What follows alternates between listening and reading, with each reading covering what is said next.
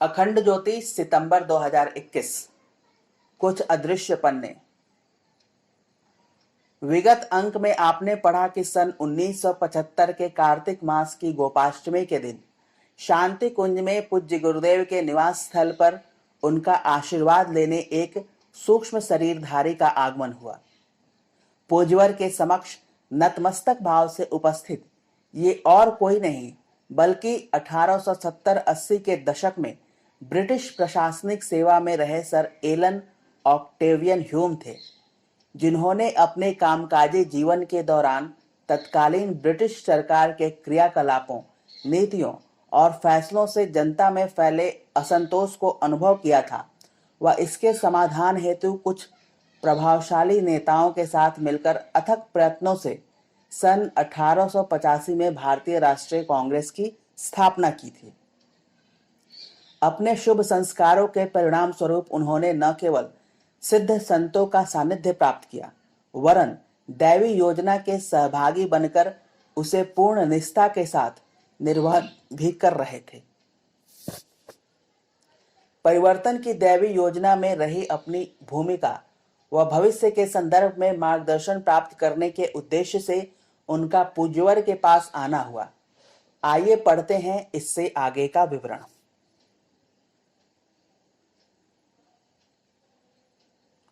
इस पृष्ठभूमि के बाद हम 1975 की गोपाष्टमी की सुबह पर वापस आते हैं। गुरुदेव के कक्ष में एओ ह्यूम की वायवीय उपस्थिति में शांति कुंज के एकाध वरिष्ठ कार्यकर्ता भी पहुंचे। उन्हें आभास तक नहीं हुआ कि यहाँ कोई और गुरुदेव से कोई अनुरोध या संवाद कर रहा है। कार्यकर्ता अपनी बात कहकर और गुरुदेव के निर्देश लेकर चले गए। इससे ह्यूम को अपना संवाद जारी रखने में कोई कठिनाई नहीं हुई। तिब्बत के पास एक रहस्यमय क्षेत्र में विश्व को नया रूप देने के लिए तप कर रहे महात्माओं के बारे में उन्होंने कहा कि वे एक बार गुरुदेव को अपने बीच देखना चाहते हैं। वे यहाँ भी आ सकते हैं, लेकिन उनकी संख्या इतनी अधिक है कि सब या अधिकांश अथवा उनके चुने हुए प्रतिनिधि भी यहाँ पहुंचे तो मार्ग में उथल पुथल मच जाएगी। जिस मार्ग से वे आएंगे वहां का वातावरण उनके उपयुक्त नहीं है। उनकी उपस्थिति या प्रवास का स्पर्श उसमें परिवर्तन लाएगा और वह परिवर्तन मार्ग में रहने वाले व्यक्तियों को सहन नहीं होगा। इसलिए बेहतर यही होगा कि गुरुदेव स्वयं उस क्षेत्र में चलें और महात्माओं से संवाद करें। ह्यूम ने बताया कि उस क्षेत्र में 24,118 सिद्ध पार्षद तप अनुष्ठान में निरत हैं और वे समय समय पर दुनिया के विभिन्न क्षेत्रों में जाते रहते हैं। ह्यूम ने अपनी वायवीय सत्ता को भी उस सिद्ध क्षेत्र का अनुग्रह ही बताया। कहा कि वे उन महात्माओं के प्रतिनिधि और संदेशवाहक के रूप में ही काम करते हैं। यह भी कि 1885 में भारतीय राष्ट्रीय कांग्रेस की स्थापना में उनका योगदान निमित्त मात्र था। इतिहास उन्हें इस स्थापना का श्रेय देता है, लेकिन वास्तव में तो यह वह समय की धारा का सूत्र संचालन करने वाले उन दिव्य पुरुषों की योजना का ही अंग था। इस वार्तालाप में यह भी स्पष्ट हुआ कि थियोसॉफी सोसाइटी की संस्थापक madam Blavatsky, Henry Steel, Oscar Leadbeater, Annie Besant और विलियम कून आदि के अलावा भारतीय मूल के सिद्ध संतों और योगियों को भी उन महात्माओं से संदेश मिलते थे। इन योगियों में श्री अरविंद भी थे, जो 1908 में अचानक स्वतंत्रता आंदोलन और राजनीति से पूरी तरह अलग होकर पांडिचेरी चले गए। उन्हें आभास हो गया था कि भारत की स्वतंत्रता निश्चित है। वातावरण को आध्यात्मिक दृष्टि से सुसंपन्न और उर्वर बनाने के लिए गुह्य साधनाएं आवश्यक है। सूक्ष्म दृष्टि से वे इस ज्यादा महत्वपूर्ण काम के लिए राजनीतिक क्रियाकलापों से अलग हुए थे।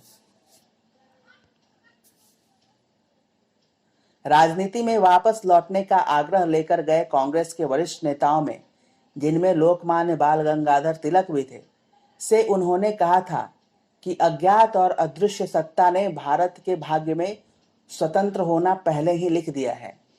उसके लिए प्रत्यक्ष जगत में अलग अलग लोगों के लिए अलग अलग भूमिकाएं निश्चित कर दी गई हैं। कुछ आध्यात्म प्रधान व्यक्तियों को भारत की सूक्ष्म नियति के लिए काम करने का दायित्व दिया गया है।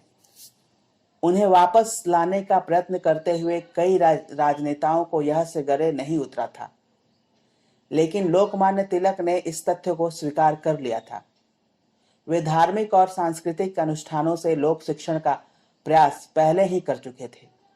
गणेशोत्सव, गीता रहस्य अथवा कर्मयोग शास्त्र और पाठशाला तथा व्यायामशालाओं के माध्यम से लोगों को बल की उपासना और संगठन के लिए तैयार रहने की मुहिम उन्होंने 1890 के आसपास ही शुरू कर दी थी। ह्यूम का रहस्योद्घाटन। एओ ह्यूम ने जब गुरुदेव से इस विषय पर चर्चा छेड़ी तो यह भी कहा कि आप स्वयं भी तो 1940 के आसपास अपने मास्टर, थियोसॉफिस्ट गुरु और मार्गदर्शक सत्ता के लिए इसी संबोधन का प्रयोग करते थे के कहने पर इसलिए राजनीति से अलग हुए थे। लेकिन मैं यह बात दुनियादारी के हिसाब से कह रहा हूं, वरना सच्चाई तो यही है ना कि आप और मास्टर में क्या अंतर है। कहते हुए ह्यूम ने अपनी आंखों की पुतलियों को अजीब ढंग से नचाया और दोनों हाथ की हथेलियों को दाएं बाएं हिलाते हुए कहा, कुछ नहीं। कहते हुए ह्यूम बस हंस दिए। इसके बाद उन्होंने अपने कोट की जेब से एक कागज निकाला और गुरुदेव के सामने रखा। कागज दरअसल किसी पत्र की प्रतिलिपि था। गुरुदेव ने वह कागज उठाया और देखने लगे। पत्र की कुछ पंक्तियां देखते ही उन्होंने कहा, यह तो स्वामी विवेकानंद की लिखावट लगती है।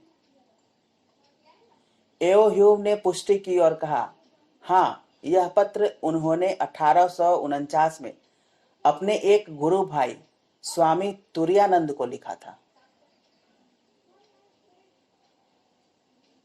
अमेरिका में तब उनका काम फैल रहा था। रामकृष्ण मठ और मिशन की शाखाएं खुल रही थीं। कैलिफोर्निया में एक श्रद्धालु अमेरिकी ने उन्हें 160 एकड़ जमीन दान में दी थी ताकि वहां रामकृष्ण मिशन की सांगोपांग स्थापना हो सके और दिशाओं से भी सहयोग मिल रहा था। लेकिन उन्होंने भारत वापस आने का मन बना लिया था।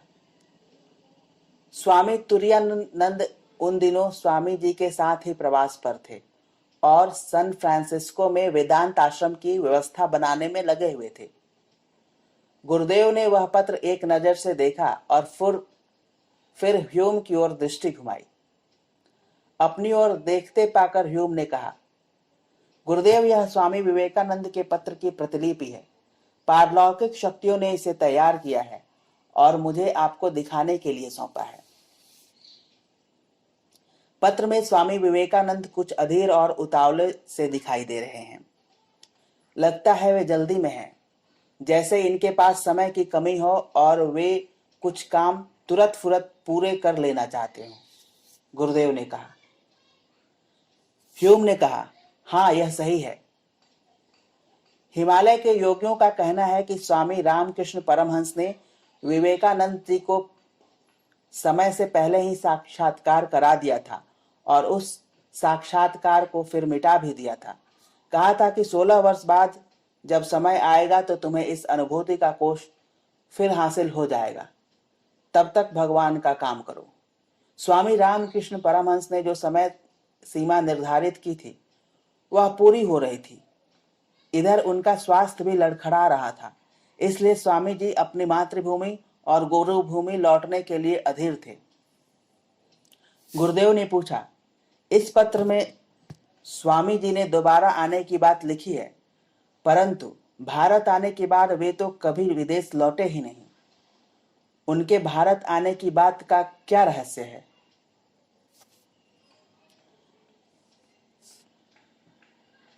एओ ह्यूम ने कहा, स्वामी विवेकानंद अपने गुरु स्वामी रामकृष्ण परमहंस के सानिध्य में ज्यादा नहीं रह सके थे।